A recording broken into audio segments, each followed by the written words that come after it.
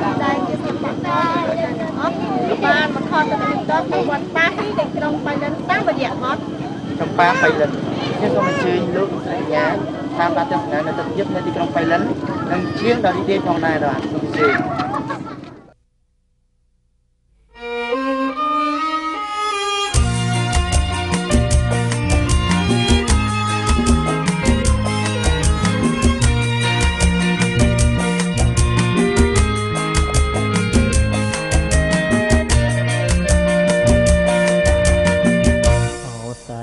ស្រណងស្រណងជុំនោ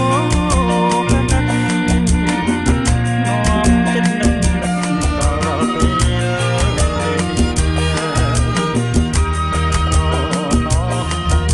រនៅយើងជួបគ្នាគ្រាដល់ពង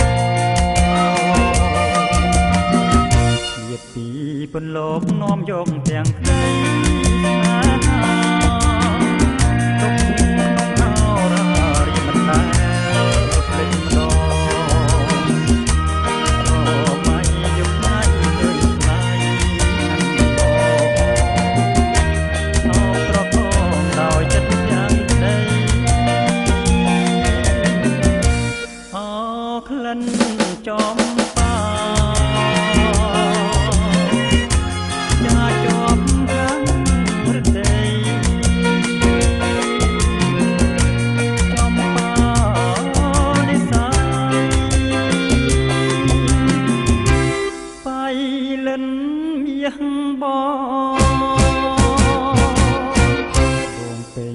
គ្រាប់ដែលរៀមបងធ្លាប់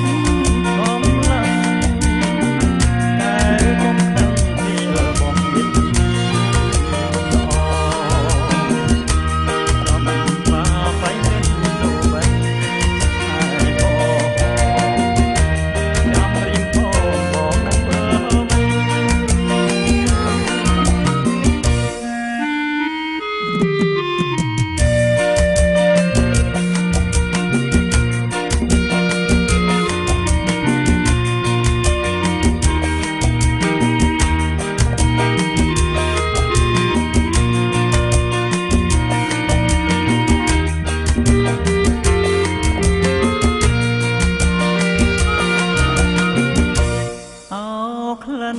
ចំបា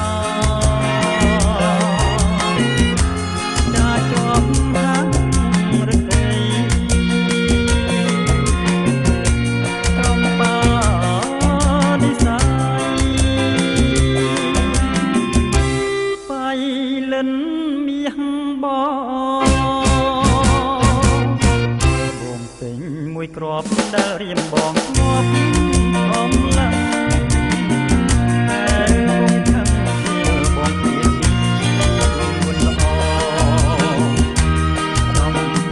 Find it.